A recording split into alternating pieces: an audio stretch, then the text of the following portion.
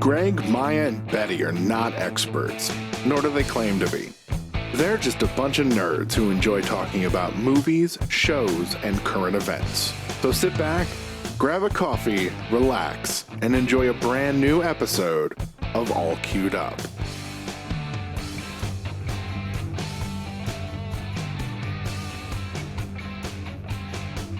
Hello, everybody, and welcome to another episode of All Queued Up. This is your review podcast tied to streaming services like Netflix, Amazon Prime, Disney Plus, HBO Max, what have you. I'm your host, Gregg, and with me always is Maya Don Fisher and Betty Badger. How you two been this last week? Well, outside of my washer deciding to go crazy and break a hose and spilling an inch of water on my kitchen floor, I've been good. How about you, Maya? Sounds like a fucking mess. It was. Yeah, I remember reading your post about that. Sounded like you had a bit of an event. It was definitely an event for the 5 minutes that it was taking place. It was insane. As for me, I've been good. I actually went for my first session of laser hair removal on my face and neck last Thursday. That was really cool. Really quick, totally painless. 7 more sessions to go, about once every 4 to 6 weeks. I go back in 3 weeks because the first and second sessions are the closest together. So it just depends on how much growth occurs in between. So right now it's probably going to be every 4 weeks. But it only took like 15 minutes. It was really quick, and it's cool. It's cool. They put this gel on you, and they just have this little laser tool that just goes right across your skin, and you feel these. It felt like there were pop rocks on my face. It's like little just little zaps, and you can smell it burning the hair. Because it burns it at the roots and kills it at the follicles, so it won't grow back. Yeah, which is awesome. Looking forward to when I don't have to shave anymore. there's a part of me that wants to have laser hair removal because I can't grow a full beard to begin with. So I have to shave all the time anyway. Otherwise, then I look like a fucking neck beard. And that's not okay. Yeah. Thanks for that, DNA mom. But speaking of neck beards, how have you been doing, Greg? Motherfucker.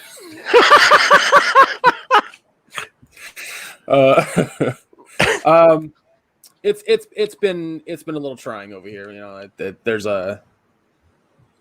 I'm sure that you both know what I'm talking about, but we got some news yesterday regarding the family tragedy from last week that is making things not easier around here. So it's a lot of me just making sure my mom is okay, basically.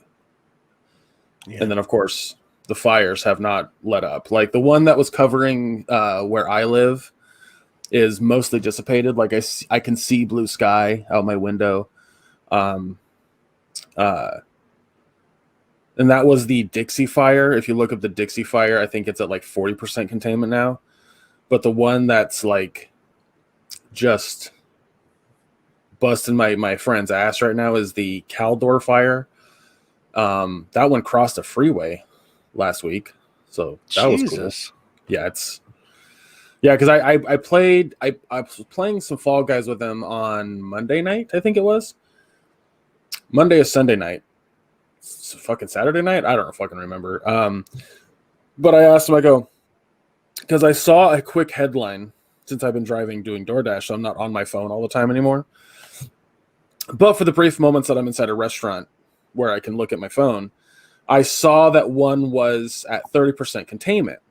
And so I asked him, I was like, so what containment is the Caldor fire at? And he goes, 0. It's at 0% containment. I was like, oh, shit. And so I said, I thought I saw one that was at 30%. He's like, yeah, that's the Dixie one. I was like, Jesus Christ. And the only way that the Caldor fire is really going to be at any kind of containment that's going to be suitable for his relatives to move back into their homes, because he's still houseful right now. It has to be at like 60% containment or some shit like that, and it's getting way too close to where they live, and I feel bad for him. He did send me a pretty funny text yesterday. I actually sent you two the pictures of the smoke in his town. Yeah. And he says to me, he goes, "Remind me to not get into a car with Thomas Jane right now." That's a reference The Fog. to the movie The Mist. Oh, The Mist. The Mist, The Fog. I mean, they're easy to get those two confused. Yeah. Yeah. Well, if you've never seen either one of them, it's easy to get those two confused. Fair. Have either of you seen The Mist? I have not. You've talked about it before. Read the book. Fucking yeah, the book doesn't have as dark of an ending as the fucking movie does. The movie has a gnarly ending, which is what Andy's referencing.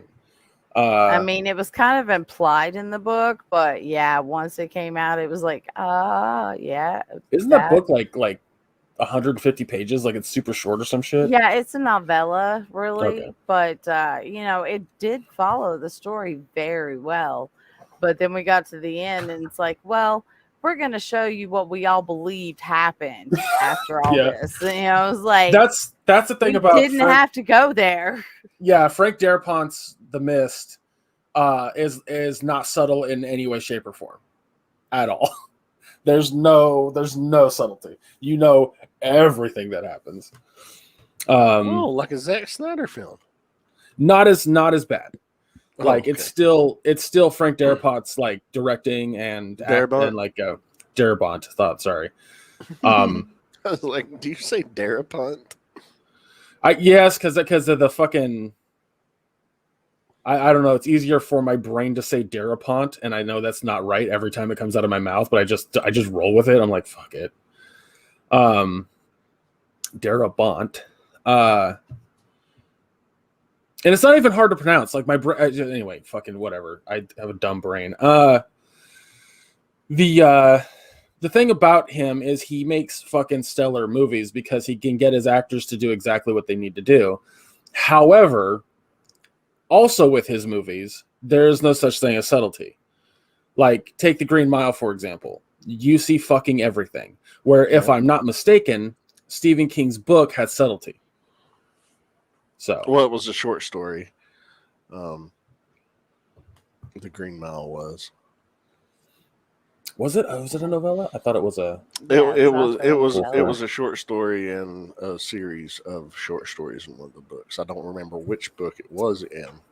Was Shawshank Redemption a novella, or was that a full book? It was a short story as well. Rita Hayworth and the Shawshank Redemption. Okay. What book was that one in? Make me look things up this early. Here it is. All I'm getting at is I love The Mist because it's not scary, quote unquote, but I love the fucking creature creation. Very Eldritch-ish. Okay, that was in different seasons. Oh yeah. Hope Springs Eternal. But it's also been published as a standalone novella. So yeah. I mean, Shawshank Redemption is one of the greatest movies of all time. Yeah. But anyway, I was just bringing up other Frank Darabont movies. Yeah. Off the top of my head. But yeah, if you haven't seen The Mist, go check it out. It's I fucking love that movie so much. But the ending is rough. So that's the joke that Andy was making. So if you haven't seen the movie, the joke ain't gonna make no sense. But I immediately texted him. I was like, "Yeah, no fucking shit." And he just goes, "I'm glad you got my joke." I'm like, "How would I not? It's like one of my favorite movies." And I was wrong. The Green Mile was a standalone book. So I thought I heard that it was, but it's called The Green Mile: The Two Dead Girls. It has a subtitle to it? Yeah. But, I wonder how many movies Frank Darabont has done of Stephen King stories. Well, Because it seems like 3 off the top Shawshank, The 4. Green Mile, The Mist. Don't know. Is it just 3? I feel like there's a 4th, but I could be totally fucking wrong. Anyway, yeah. So that's what I was going to talk about. The fires it's bad, and then you got like the fucking flooding in Tennessee and the hurricanes off the coast. Yeah, that was in North Carolina. No, it was Tennessee and North Carolina. Oh, That's what I meant. Gotcha. Yeah, and then the hurricanes were a fucking problem. It's just, dude, but global warming doesn't exist. Fucking assholes. Anyway, today, guys, on a happier note, we're going to be talking about the anime, The Witcher: Nightmare of the Wolf, and episode 3 of What If, which the actual title is What If the Earth Lost Its Mightiest Heroes, but I'm going to call it Nick Fury's No Good, Very Bad Week. Tell me I'm wrong. One way to put it. I like that.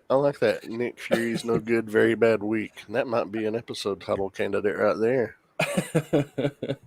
But first, we're going to talk about What If, as it is currently our weekly discussion. So, but this episode, like I said, it was titled "What If the Earth Lost Its Mightiest Heroes," and I guess the synopsis to it is some unknown assassin is taking out each of the Avengers before they even become Avengers. It actually starts off with the assailant taking out Tony Stark. This one was probably closer to the idea of a What If comic than the other two were. Like they were, I agree that it was dark. In the What If comics, you saw a lot of death, and as a result of these deaths that shouldn't have occurred, you saw a lot of the fallout from that. This was more in line with more traditional What If comics to me. Yes, I completely agree. And that's the thing also, like, it has to be said, What If comics kind of went all over the place. Like, there was one, I've talked about it before, where it was meant to be silly. It was meant to be a silly What If. And it started off with the Watcher, dressed up like Boy George. Yeah. I don't remember the story to that, though, but I remember that specifically. I'm actually going to look that up. The Watcher dressed as Boy George. That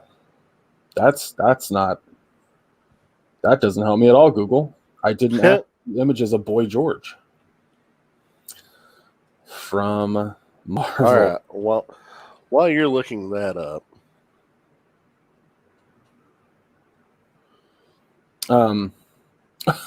his name is Boy Watcher. That makes sense. That's not good. That sounds so wrong. oh, here's a picture of it. I'll share my screen.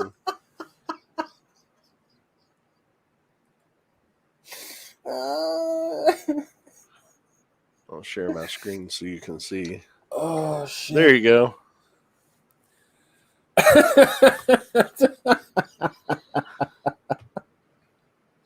didn't know Hey, it was the 80s. Oh, shit. It was the fucking 80s. funny. It was the 80s. Oh, my God, that's so funny. It was What If Iron Man, Demon in an Armor. Maybe it was a darker story than I thought. Anyway, Jesus Christ. I got way off topic there because the fucking Boy Watcher. Somebody's watching me. Actually, that was published in December of 2010. So, oh my God, comic books are weird, y'all. they can be, and that's what's awesome. So, yeah, because that's what I was trying to get at with like telling people about what I loved about the comics of What If was it just gave the fucking whoever wrote it like carte blanche or whatever the fuck they wanted to do. Oh yeah. And it's kind of what this show feels like it's doing to an extent. At least this episode made it feel like that. The Twitter's response was really funny because they already have a hard time with characters getting killed off. And to me, I always feel like that can make a story better. Oh, absolutely. I have Especially if it's somebody that they're really attached to. What were you going to say, Betty? I have one gripe, and that is the fact that the Black Widow does not look a damn thing like Scarlett Johansson. You're not wrong. Um, The actor's yeah. better. Was it a different actress? Yeah. She was voiced by Lake Bell. Okay, hold on a second. I'm going to send y'all something. Yeah, now what I'm doing at the end of these episodes is pausing it on the cast list. Yeah. Going, okay. Since I fucking was like, that's not fucking Chris Evans? What? I honestly wasn't expecting to see spoiler alert to the end of the episode, but I was not expecting to see Michael Douglas. Yeah, Michael Douglas's name up there. I was like, what the fuck? He agreed to this? Wow. Mm-hmm. Wow. So I sent you a picture that has their drawing, Scarlett Johansson in real life, and then a quick 10-minute sketch I did this morning of my version of Scarlett Johansson. So, I mean, I was like, I was looking at it, I was like, I don't like it. And Jeff's like, why? I was like, because it doesn't look like Scarlett Johansson. He's like, yeah, it's not that bad. I'm like, no, it's really bad. It's really bad. You know, Where'd you send it? Wrong one. Hold on. I'll forward it. Too many people messaging me, man. Somebody's just get this picture. Pardon me, Betty? What's this?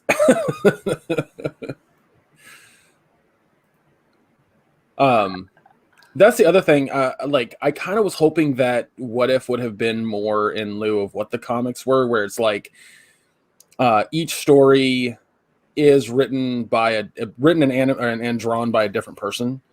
You rarely see a What If story done by the same person over and over. So, like, for example, the Civil War comic book, it was illustrated by like one group of people. So the whole thing has a very specific art style through the whole story. But then the two What If stories that attach to that Civil War comic book have completely different artists. Yeah. Completely different artists. So it has a whole different art style and everything.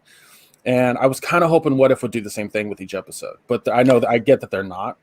Yeah, I was hoping that they would do that too, but it's fine. Yeah, I mean, I get why they're doing it, because I know they're going to tie it into the MCU in a bigger way. Like, I don't know if I told you guys about the commercial I accidentally saw, and I used quotation marks on commercial because it was like 10 seconds at best. But it felt like a little bit of a spoiler to the end of the whole What If series. Oh, Greg, it's on the group chat now. Okay. Looking at this picture. It's good. It's very good. Again, that's a 10-minute sketch that after we got done watching it and I got my nails done and shit, I was like, all right, I'm just going to sketch this out and see what happens. And yeah, the one that they drew, I'm sorry, her cheekbones, everything is just wrong. Yeah. No, I don't disagree. Well, I don't think it was intended to be based on her likeness. More as just the generalization it's like I've of the seen character. some of the pictures of her in the What If series, and she looks like Scarlett Johansson. Oh, really? Yeah. I've not seen. I've kind of purposely stayed away from things like that. Yeah, well, when I was looking to see if there were any other illustrations of her that, I could do for comparison, because I've got another one that I've done as well, but, it's her, it's not her as the Black Widow. So, I just like, fuck it. I'm just going to sketch one up real quick and we'll see, yeah, it bothered me, but that's just a little tiny thing in the whole thing. I think, because like, I totally get you, because like it everybody else looks like their live action counterpart. Yeah. At least that's the intention. So to have her look not at all. drastically different, but like different enough to where you're like, if you didn't know Scarlett Johansson played her, you'd be like, I don't know what the fuck this is. That's why, again, I wish it was just done by different artists that had a little bit more stylistic direction with it. Yeah.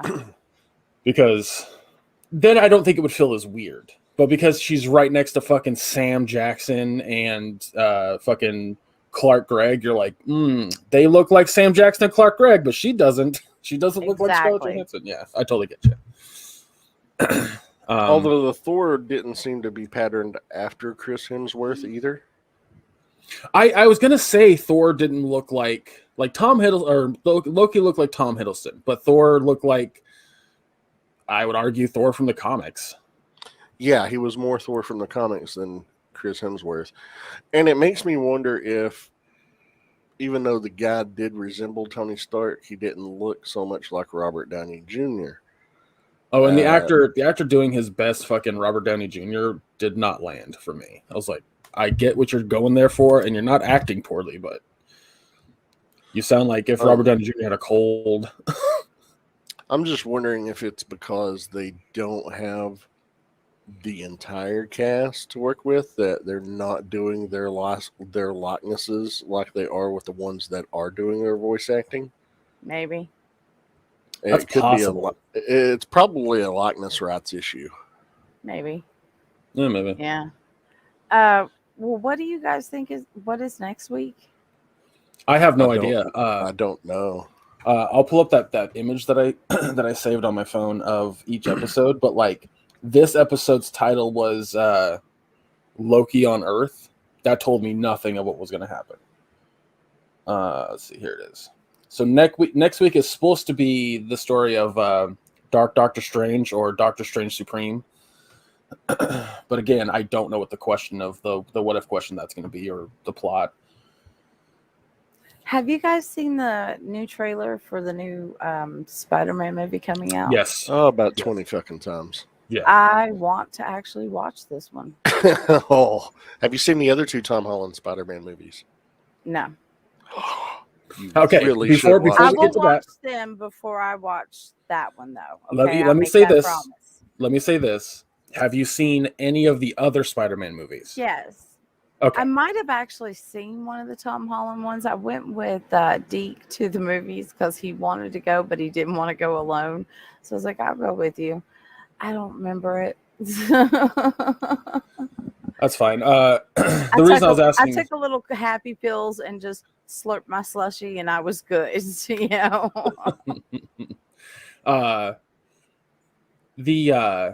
What I'm really, really hoping for Far From Home is No Way Home. My bad. What I'm really hoping for No Way Home is it's not just like Sony's Spider-Man. Like, I really hope they have like full free run with multiple Spider-Man. Like, I want to see some wild fucking alternate reality Spider-Man in this. It's gonna get crazy. I couldn't believe when I saw Doctor Strange, and I was like, "Oh, motherfucker, what are you gonna do?" As what I think what upsets me is that, and this is gonna sound weird, and I'm gonna go on a little bit of a tangent. I was a nerd and teased and bullied for liking this stuff. This exact stuff that everyone's just fucking going ape shit and excited about. I was not the cool kid because I liked this stuff. And now all the quote unquote cool kids like it. It's not that the cool kids like it. I'm happy for that, because that means that, more people that like it, the better it is. What upsets me is that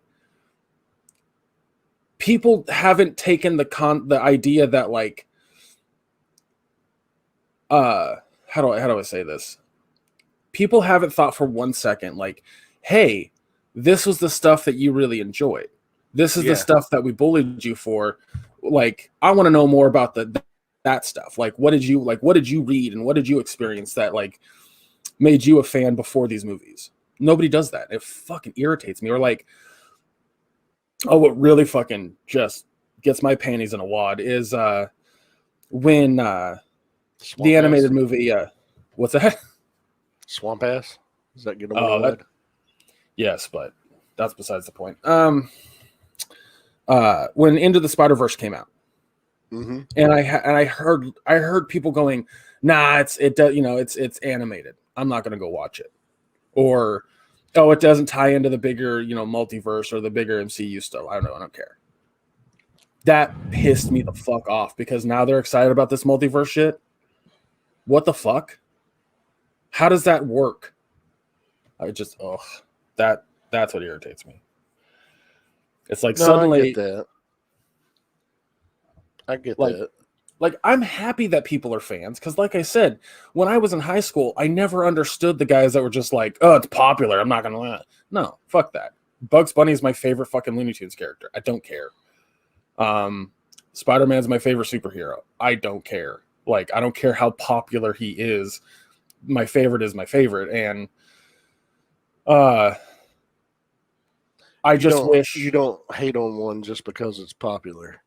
Yeah. Like there's a segment of people out there that do tend to hate on anything that is popular just because it's popular. Yeah. Or it seems to come across that way. I mean, yeah, it's just like, you go to Twitter and you see like people, gushing over Tom Hiddleston, or it's not Tom Hiddleston, but Loki in the Loki series, and it being all weird and time travel-y and all this kind of just like, yeah, like this is the stuff that I enjoyed when I was younger. This is the stuff that got me bullied. This is the stuff that I tried to introduce people to, and I was told that that it was lame and that it wasn't cool. And I'm just like, it fucking sucks that it's cool that it's popular, but it fucking sucks that I like had to endure that to get to this point in my life, So it's just a little thing. I get that. And I see that now too. Like I see kids really into certain things, and it's not popular yet, so they get bullied or they get teased or they talk about it on the internet about getting bullied or teased because of it. And I'm just like, yeah, people fucking suck. It's like it just needs to be popular for that person to not be ridiculed for enjoying it. And I don't know if you've ever experienced that with reading, Betty, but like being into Stephen King or the novels that you're into, but it just like I'm really, really happy that people are enjoying What If. It also feels like people didn't trust me because, it wasn't popular, so I don't know. Well, for me personally, with books, I didn't really give a flying fig what anybody thought about what I was reading. I enjoyed what I like reading, and that's it. And I read all kinds of books. I don't just stick with fantasy or sci-fi. I like, history books, biographies, books on genetics and anthropology, So, yeah, I don't give a shit what people think about my books. Well, I mean, to be fair, I don't really care what people thought about what I read because I still did. I just hate that I was bullied for shit that's popular now. Like that's I don't know. Like I said, my rant's almost over. It's the same thing I have against I've never watched a Sharknado and I never will. Yeah, I haven't either. Same. Not because like if you know me, I love fucking B movies. I love movies that are just a little off. Like I love that shit. Like if you've ever seen The Room or Star Wars Christmas Special, like this shit is fucking hilarious to me. Mm-hmm. And I'm sure that I might have at one point enjoyed Sharknado. But unfortunately, again, I was really upset that like Sharknado became popular and people were just like, have you seen it? It's hilarious because it's poorly acted. I'm like, motherfucker, I told you about these movies. And then you come at me with this shit because now you've discovered it? Fuck off. Ugh. Again, I recommend the movie Noah because I know they were trying to be serious, but whoo, they missed the mark. The one that I always recommend is Troll 2. That one's hilarious. Yeah. It's like one of my favorite movies is The Life of Brian. Oh, I love Life of I Brian. love Monty Python and the Life of Brian. Yeah, I mean, Monty Python is just genius. Life of Brian was just, I watched that at a formidable time in my years, and I was like, oh my God, this actually makes sense in a very comedic way. Yeah. Speaking of Life of Brian, not Life of Brian, but Monty Python in general, my favorite Monty Python movie is Meaning of Life. And that's a good one. I still sing. There's 2 songs from that I still. No, well, let me rephrase that. There's one song I sing from Meaning of Life pretty fucking often. Every sperm is sacred. Yes, because it's hilarious. But the other one that I love from that is the one that he's singing to the old lady who's about to die about the universe. Oh yeah, I love that song. But the one that I probably quote more often is the one from Life of Brian. Always look on the bright side of life.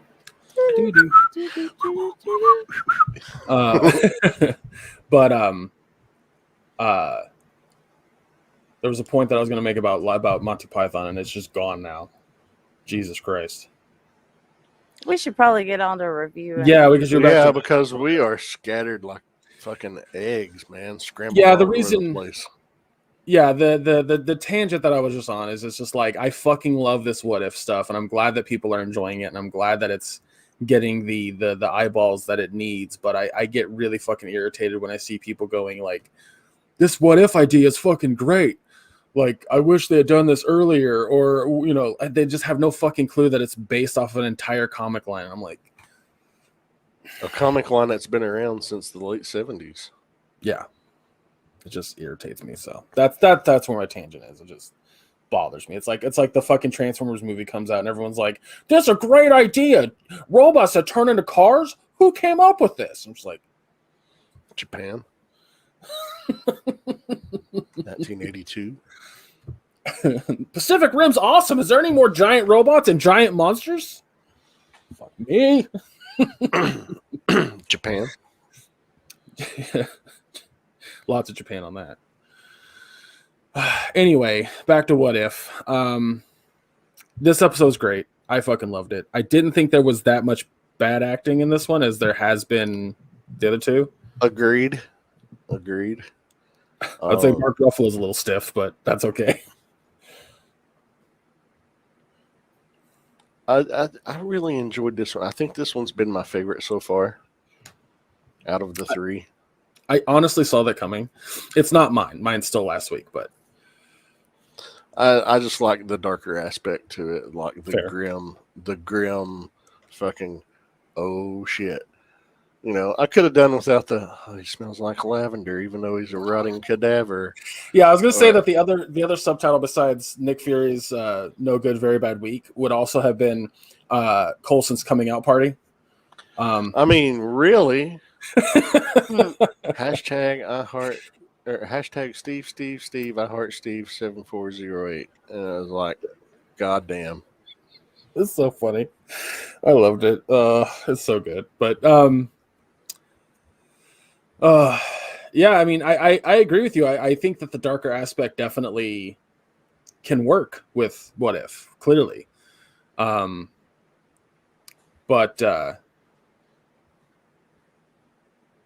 yeah, I think, you know, we've talked about this, Maya, quite a bit.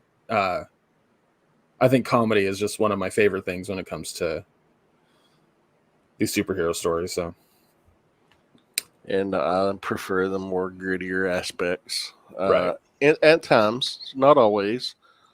But this one really landed for me. So I thoroughly enjoyed it. It was definitely fun. Like it was a lot of fun. Yeah. I wish it could have been a little more graphic, but I guess they have to meet that PG-13 rating. Yeah, definitely. So they couldn't show the Hulk exploding from his heart attack and continuous hulking out. That's the thing that like throws me the fuck off when it comes to MCU Hulk is MCU Hulk is not comic book Hulk by any stretch of the imagination. MCU Hulk is much weaker, and they've shown that a number of times.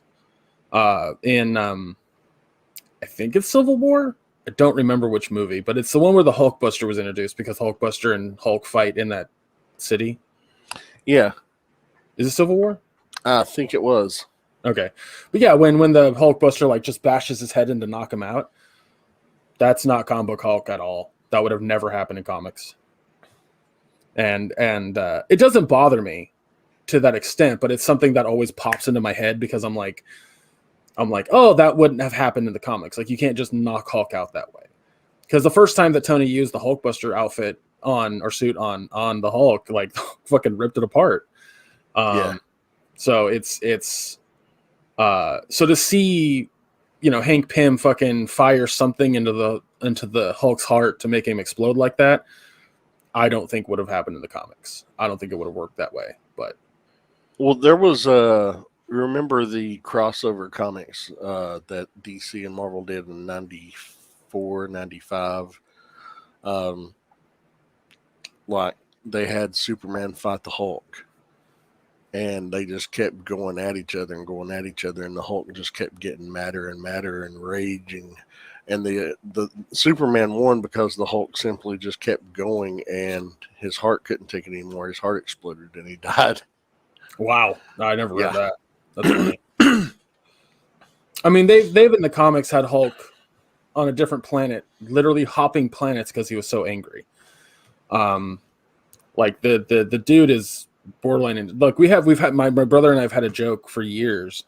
We did it at like a family dinner. We asked everybody like, who's the strongest MCU character? And like Captain Marvel or Thor. Like, we were just like, Josh and I was like, Hulk. And they'd be like, why Hulk? And Josh and I was like, Hulk strongest there is. Hulk strongest there is. Don't worry about it. Hulk strongest there is. Yeah. And so to see MCU Hulk get like his ass kicked fairly often, if you ask me, it always is a little off. I'm like, that seems not right, but whatever. It's MCU Hulk. It's not comic book Hulk, and I have to say that all the time because otherwise, then my brain, that fucking lizard part of my comic book brain, just goes, meh! And then I have to suppress that stupid fucking voice. What voice was that? It's not like the comics. No. He sucks. He's fucking annoying. But yeah, I do like how it was just a big green cloud because they couldn't get away with too much. I've seen. Have you ever read Deadpool Kills the Marvel Universe? Yes. Yeah. So the way that Deadpool does it in the comics is he waits for Bruce Banner to come back and then very secretly just cuts off Bruce's head with one very quick swipe. And I think that might be the only way you could just kill the Hulk.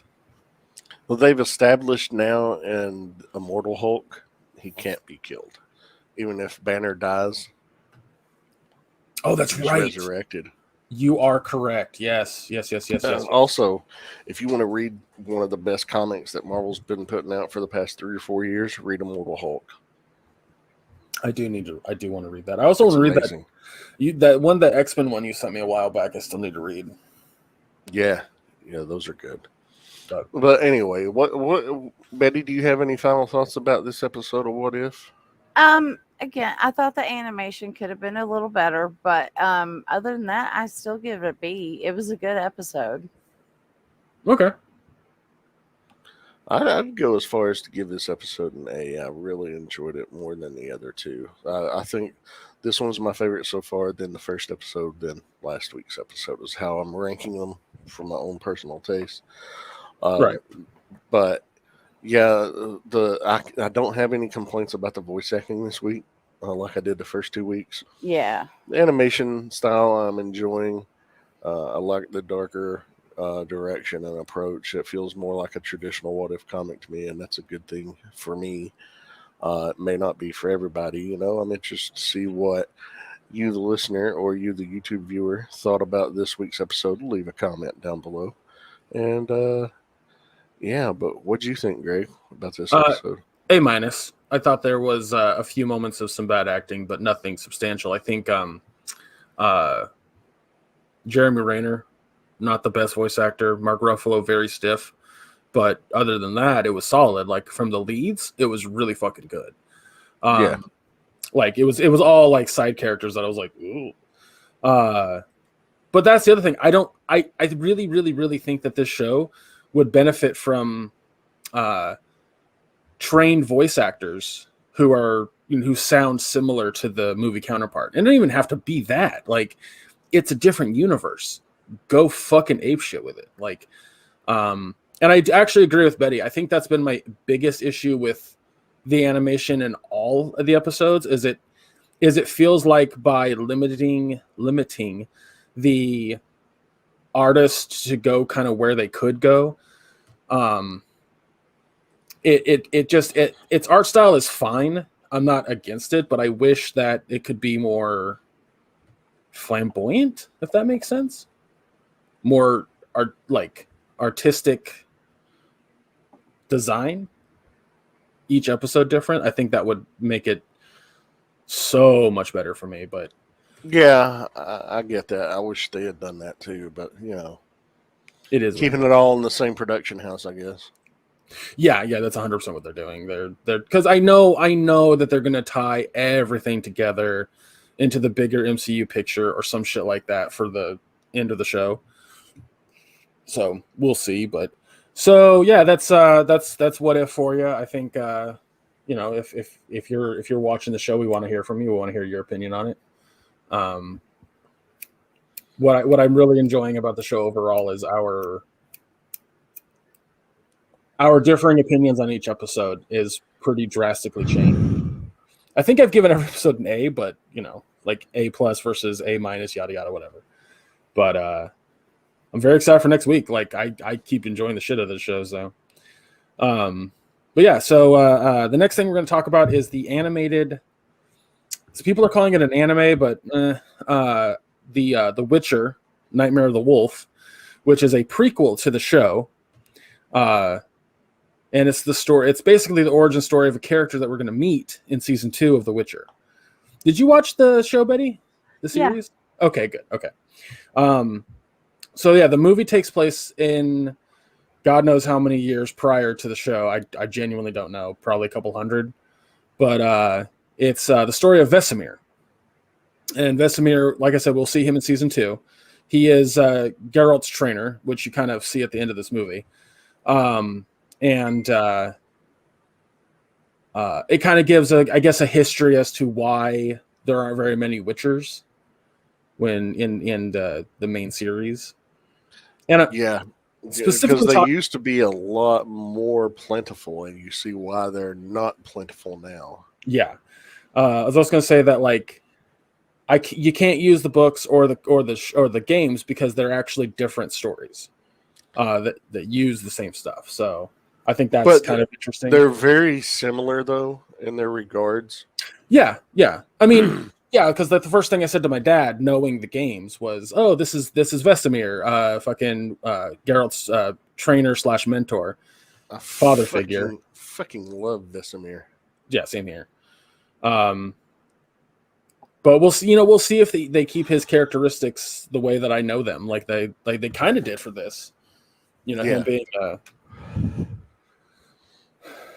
But I personally really enjoyed it. I thought it was a lot of fun. I thought it was a little slow at times, but them's the breaks. Now, Betty, you said early on before we started recording that it didn't land for you. What are your more expanded thoughts on this? I don't know if I really have any more expanded thoughts. It's just like the story itself I couldn't get into. I didn't have a proper understanding of what was going on. It just felt a little disconjointed. And again, between zoning out and coming back in, I was just left a little confused. A lot of that's on me. Well, I mean, not necessarily. I do agree that I don't feel like it was disjointed, but I definitely agree that it was so slow at parts that if like it could easily lose attention spans. Oh, it did. And I think that's its biggest downside. I think also it definitely absolutely caters to people who have the prior knowledge. Yes. If you don't have prior knowledge of who Vesemir is, I think it really works against it. You know what would have been really cool with this is if it started off with the live action Geralt, and he's sitting next to a tree talking to Vesemir, and Vesemir then leads into his history, and then it goes into the animation. See, that would have made a big difference. That's a really good idea, and I think that could probably work in its favor if they had done that. But also, maybe a fucking thing on screen that tells us when we're looking at the past Vesemir versus the present Vesemir, for fuck's sake. I got confused about that like 3 different times. Mm-hmm. I was like, oh, we're in the past again. Jesus. But I really enjoyed overall, it. I didn't exhort Maya. So you didn't enjoy it. Yeah, I didn't enjoy it. It weren't my thing. I really loved it. I've watched it twice now. Oh wow! I thought the animation was fucking top notch. Like, the animation's stellar and gruesome, and I loved it. And that's in tone with the Witcher. Oh yeah, the novels animation and the was games. fantastic. Yeah, it's in tone with the Witcher novels and the games, and they've just started a Witcher comic, and it's just as gritty and visceral. And is the comic gory. Based on the show or the games or something, or is it its own thing? It's its own thing. It's following Geralt. It's its own thing. Gotcha. It's a mini series that they're doing right now. I actually have the first issue, and I've got a lithograph of the first issue, the cover, limited edition number 20 of 300, hanging on my wall in a frame. It's pretty nice. I'm a Witcher fan. I got to get these books. I need to read the books because I played the games. The games are fucking awesome, but they're their own continuity. Yeah. And the books are their own continuity. Which is what I told my dad. I was like, the craziest thing about The Witcher right now is that the books are its own thing, the games are its own thing, and now the show's its own thing. Mm-hmm. And he was like, really? So it's 3 different like stories? I was like, but they're all about Geralt. They're all about him, but it's 3 different continuities. That's wild that the comic does the same thing. I'm like, that's 4 different fucking mediums for one fucking story. That's crazy. But I guess it works. I mean, it's definitely like, if there's somebody out there who's a comic book reader and that's kind of all the that they absorb, like they still get to experience The Witcher, which is awesome. So I really enjoyed, though, getting to see into Vesemir's past, because in the games, his past is alluded to. In the books, his past is also alluded to in the books, but never talked about. Yeah, and this you actually get to see a young Vesemir prior to becoming a Witcher. You see a young Vesemir undergoing some of his Witcher training, some of the trials of the grasses. Yeah. You actually see him as a young Witcher, which, come to find out, he's 70 fucking years old and he looks like he's in his mid-30s. Yeah. Like Geralt, I don't know what his actual age is according to the books, but I thought in the games pretty they say sure like a few hundred years in the games, right? I think in the games he's a couple hundred years old. Yeah. I'm not sure exactly, but I remember seeing that Witchers and mages and witches all age incredibly slowly. So they could be 100 years old and look like they're in their 20s or 30s, depending. Right. But that's part of the mutations that they undergo, and it's fascinating to see some of the mutations that took place. You know, obviously we didn't see everything, No. but I really enjoyed seeing some of the training undergoing at Caremoran, and seeing because of his brash cavalier attitude that Daglin, who was Vesemir's mentor, was like, look, you need to tone it down. I'm going to have you train these boys here. You know, and he's actually training Geralt and Lambert and Eskel, which are basically the last three Witchers to come out of the School of the Wolf. Yeah. And as a result, you see why they're the last Witchers to come out of the school. I wasn't expecting Geralt to be like borderline albino in this either. That I was like, okay, interesting. Well, I mean, he is kind of albino. I mean, he's but I thought that was part of the mutation. I didn't think that was in lieu of. I didn't think that was his like just regular genetics. That might actually now that I think about it, that might be in lieu of the mutation because he is mutated by the time we see him in this. So yeah, they've already undertaken part of their the trials of the Gresses, and which shit was dark, by the way. Good lord. Yeah. You know what it reminded me of, by the way? Sorry to interrupt you again. I was going to say the Jedi. No. No. It reminds me of the Spartans in Halo. I've never played any Halo. This is specifically from the book. Very specifically from the book. So, in the very first book, you kind of learn how the Spartans were created, and it's I can't remember her name, but she came up with the Spartan 1 program, which was basically trying to augment current soldiers. It's what Cortana's body model is based after, is the scientist who started this program. God, I love Halo, so I know way too much about it. But what she did was, because she tried it on regular soldiers, it didn't work, so there are no Spartan 1s. Then Spartan 2s were basically she monitored kids around the galaxy that they reside in, which is Earth. Obviously, it's Milky Way, and she went to different planets and again monitored kids that exhibited behavior or abilities that were extraordinary. And very specifically, the guy who's Master Chief in the series, John, he was like on a hill playing King of the Hill and just like throwing kids off of him. Like, he was insane with it. And so what she did in this program was kidnap a bunch of fucking kids and then replace their bodies with clones that would deteriorate over a short period of time. So that way the parents, didn't lose their kids. But the program itself, when these kidnapped kids are taken to these camps, they are put through some fucking hellacious training before they even get the augmentations. And that scene in the swamp very much reminded me of a spot in the first book that is very similar to that.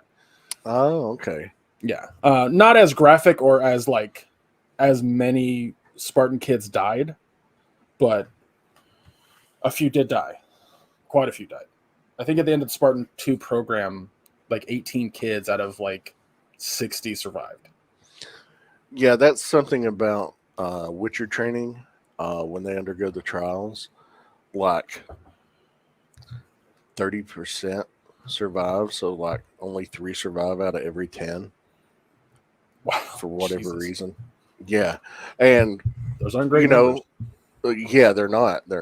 And a lot of the kids don't know about that apparently before they start undergoing the trials, and most of them, they're all unwanted kids. They're either kids that were abandoned by their parents sent them because they didn't want them for whatever reason, or they were kids that were taken into possession because of the law of surprise, which a Witcher can use to, in lieu of not being paid any coin, they claim the firstborn. Right. which is how Siri comes into play. And yeah, so I mean, the basic plot of this, you see Vesemir as a young servant boy.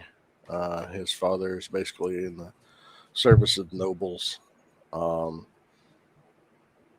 and they're trying to save a woman at the beginning who's been possessed. The Witcher Deglin shows up, and Vesemir wants to watch and helps him uh, extract the mar that was in the woman's body. He gives Vesemir a share of his payment and kind of like says, "Hey, you can always come with me." Which, after a day or two, Vesemir decides, "Yeah, I am going to go and I'm going to learn to be a Witcher."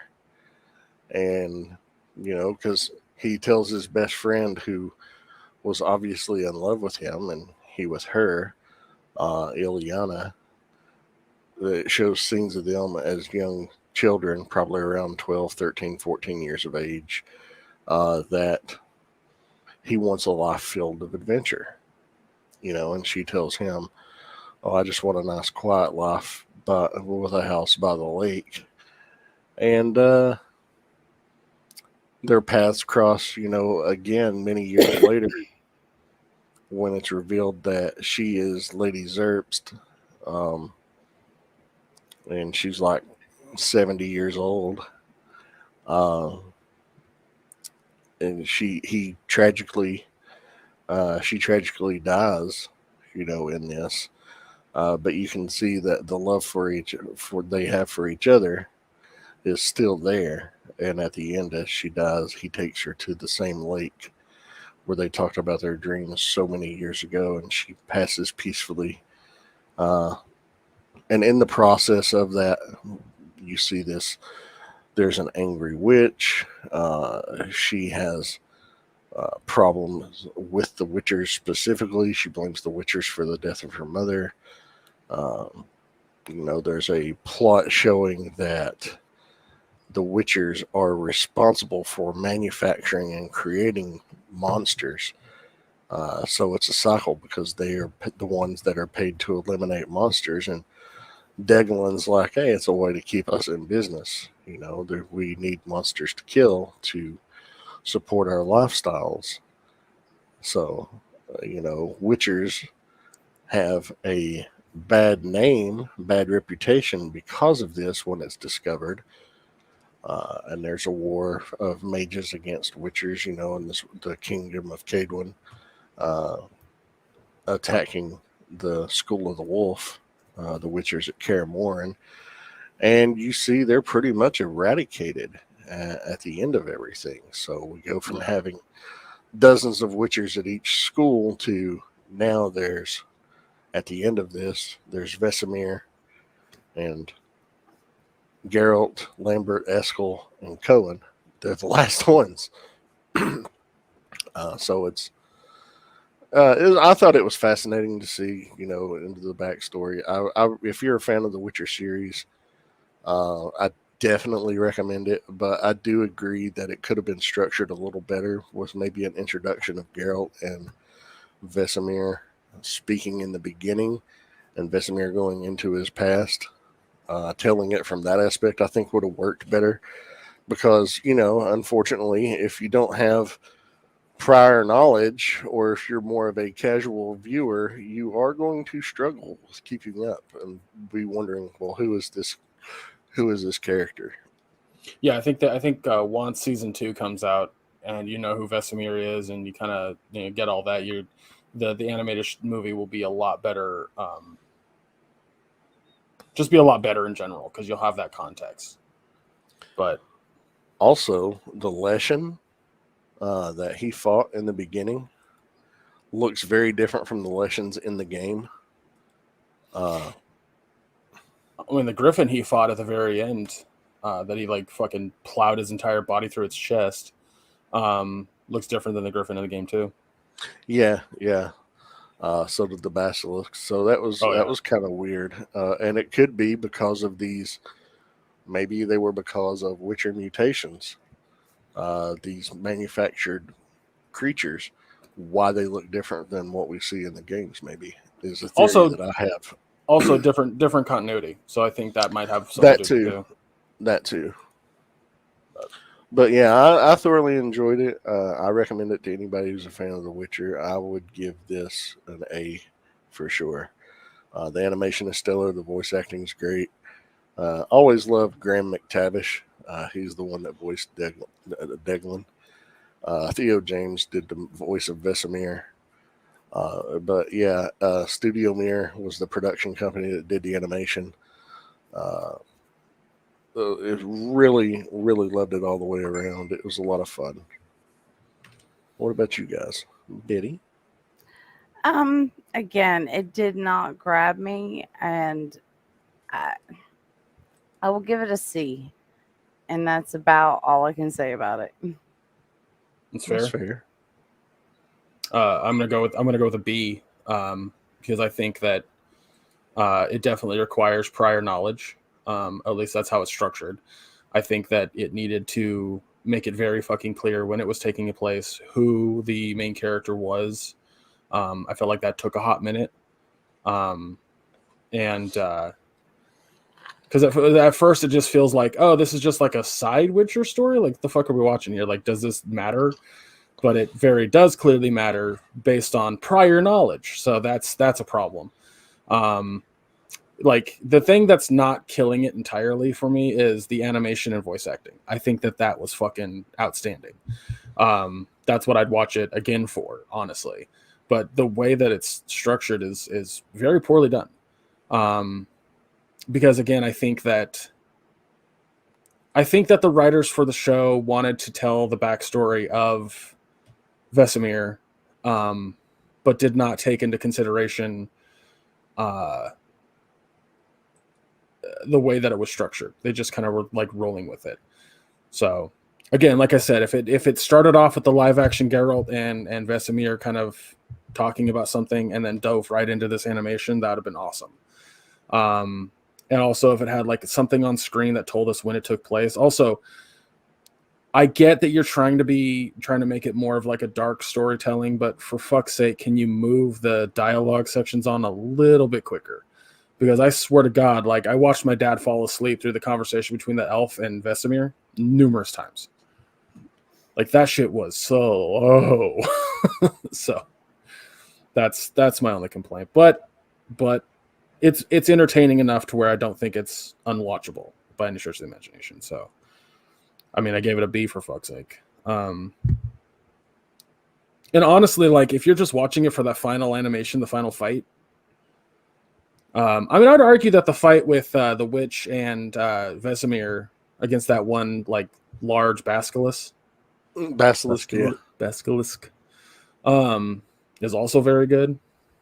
But yeah, I just think narratively it was just kind of meh.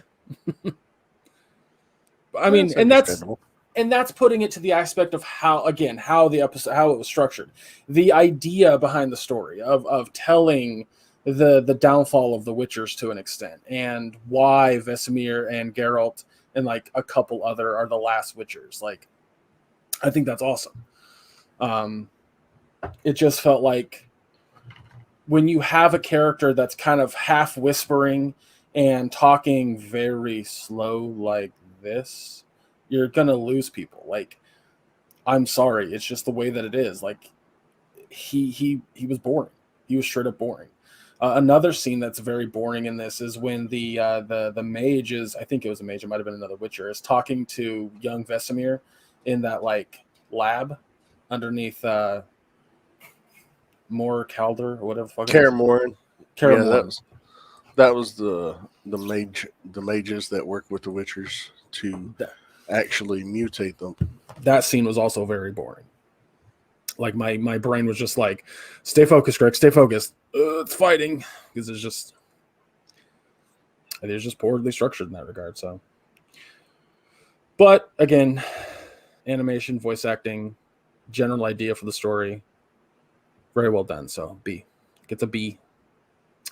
All right. So, but yeah, that's gonna do it for us today, guys. Are we watching Freaky next week? I mean, I'm not opposed to it. I don't have a problem with it if you want to. Yeah, I want to watch it, No. and this is going to force me to watch it, so I'm down. Well, Betty's already seen it, so I'm up for it. okay. And then we're gonna so next week, everybody, we're gonna watch the movie Freaky, starring Vince Vaughn. It came out in theaters in 2020, but it just recently came to HBO Max, so we're gonna review it from there. Also, obviously, episode 4 of What If. Don't know what it's about. The leaked idea is that it's supposed to be about Doctor Strange, so we'll see. But again, very excited. Make sure you follow us on all social medias, because that's where you can interact with us. Tell us what you thought of Nightmare of the Wolf or episode 3 of What If. Let us know what you thought. Obviously, we all have different opinions on this show, which is fucking fantastic, because I think it leads to better conversations, but that's besides the point. But let us know what you thought. Also, check out our Teespring store. We're still selling stuff over there. Maya, do we have a discount? Yeah. Use the code. Pardon me. Use the code AQUTEN at all queued up 10 for 10% off of your total order. There you go. Fucking. And in fact, just got some pictures this week of people wearing new all queued up gear, and I'll be posting those on social media this week. Hell, Sweet. fucking yeah. Also, everybody, fall is just around the corner, and I know that Teespring through our shop definitely has some colder weather gear. So Yeah, we have hoodies. I think, don't we have beanies as well? I don't remember. Yeah, I swear to God I saw them, but we might. But anyway, I know that Teespring has beanies, so if we need to add them to our store, that is a possibility. But yeah, so go check out the store. Take a look. Yeah, for sure. And go give the YouTube channel a subscribe. I haven't uploaded a review in a hot second because I'm trying to catch up on Doctor Who. But we got other things on there besides the podcast, but also subscribe, a like on the latest video, even leave a comment. All of that kind of stuff is free to you and helps out the algorithm. So if you enjoy the podcast, go help us out a little bit on the YouTube. But yeah, other than that, Maya, where can folks find you? You can find me on Facebook under my name. It's a public profile, so if you also were interested in following me on either Twitter or Instagram, the links are there. As for other shows that you can catch me on, I'm on 2 shows on the Realm of Collectors YouTube channel. One is called Figure Bangin'. It's a live action figure review show focusing on Transformers. It's myself and some of my friends acting like a bunch of kids, making goofy jokes, and while still be informing you about a product that you may want to spend money on or not based on the review. It's a lot of fun. It's very niche, but hey, if that's your cup of tea, then check it out every other Wednesday at 9:30 p.m. on the Realm of Collectors YouTube channel. And then every Friday night at 9 on the Realm of Collectors YouTube channel, I'm part of the Nerd Life Syndicate, where every week we talk about the latest news and pop culture and other forms of media, entertainment, comics, movies, TV shows, toys, etc. Stuff in the collecting community, nerd community, very nerd centric, and it's a lot of fun. We just recently added a new cast member, and it's working out great. And give that show, check it out. Hop in, participate in the live chat. We always interact with our chat. It's a lot of fun. But yeah, that's everywhere where you can find me. What about you, Betty? You can find me at on Twitter at Bright Betty, and you can find me on Facebook at Betty Better Ogletree. And that is it for me, Greg. You can find me on all socials under Chub Rock Geek. You can also find me doing a video game themed podcast with my buddy Anthony, off and on the Mission Start YouTube channel. It's called Mission Start Tubes, or Mission Start Podcast on just about every streaming or podcast platform. We're actually going to be doing a podcast here this upcoming weekend, which will be uploaded eventually, about the Gamescom stuff. So today, as of recording this, Gamescom is going to be happening at 11 p.m. Pacific time, and they're going to be announcing some new stuff for video games, which we're going to talk about. So if that's your bag, go check that out. But that's about it, everybody. Again, next week, Freaky, movie on HBO Max, and What If Episode 4. And should be a good discussion. So, all right, everybody. See you then. Peace, love, and lollipops. Take care, everybody.